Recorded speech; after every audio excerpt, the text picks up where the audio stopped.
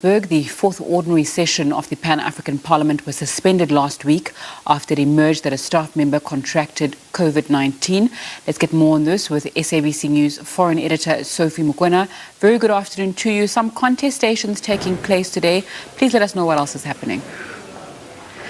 Well, of course, the acting chair or the president of the Pan-African Parliament has just announced that in the afternoon they will resume with the business of the day, electing the bureau. But with me, I have the EFF leader, who's a member of Parliament and part of the South African caucus, and of course the SADC caucus. As you are aware that there was a video making the rounds last week in terms of the standoff with a member of Parliament from Mali. Let's get first-hand information from you, Mr. Malema.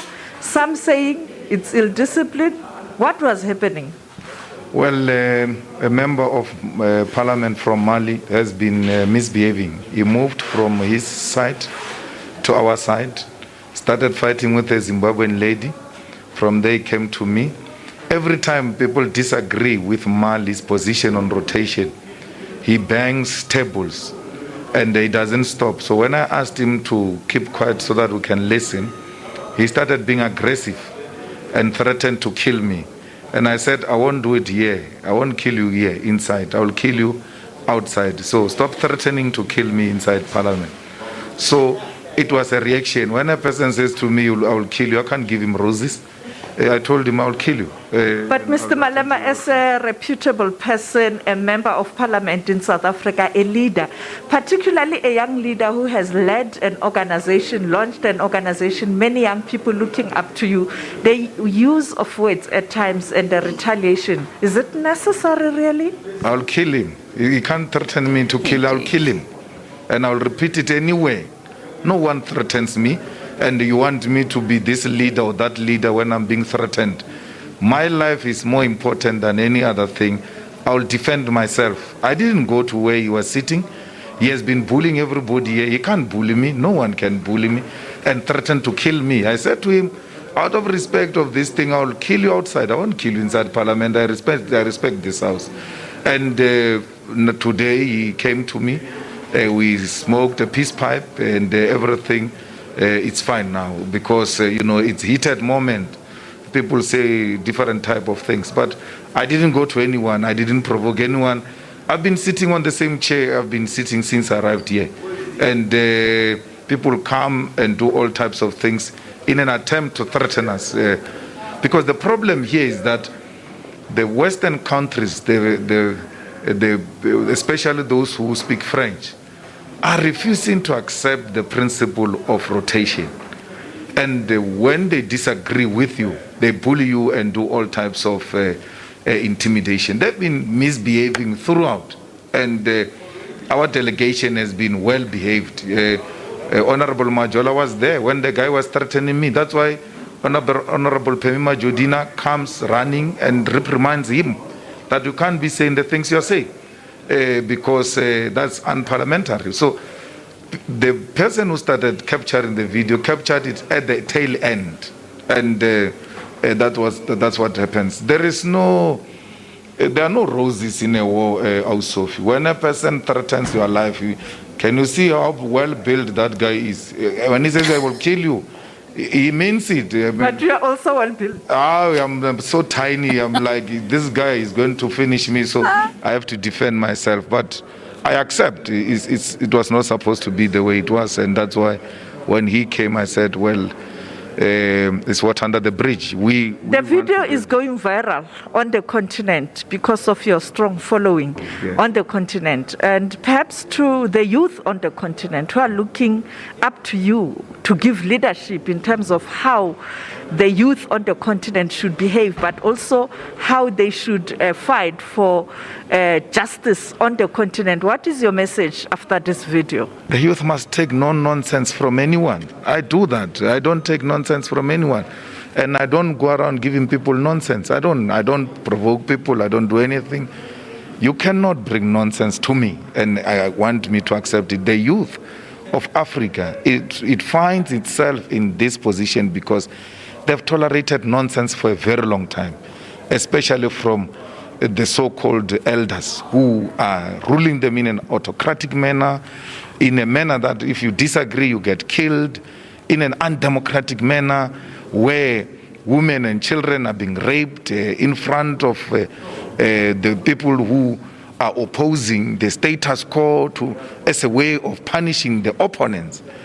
They've tolerated that nonsense for a very long time. So the youth must not take nonsense from anyone.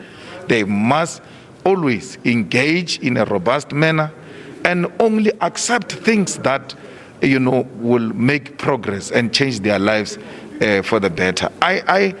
I'm not this pretentious person who wants to be projected as being holier than thou. I've got my own mistakes, but one thing I know is that I do not take nonsense from anyone, and I'm not going to start now, and it will never happen again. And that's why in this country we're able to put a stop to a potential nonsensical situation because of our attitude, which says it doesn't matter how dangerous the situation can be.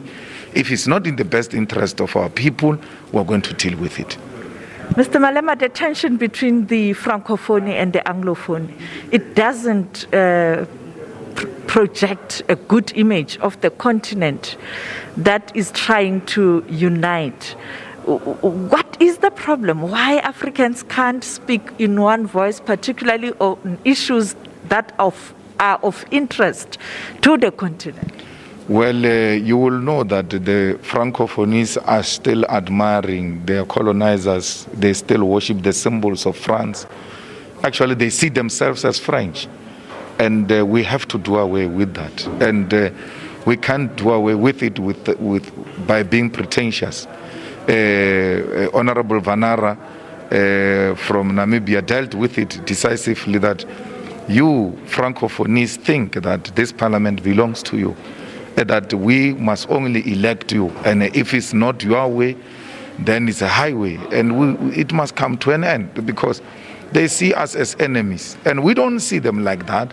That's why throughout we've been electing them. We've never had a problem with them occupying leadership positions, because it's not about who speaks French, who speaks English. You can't be divided over colonizers' languages.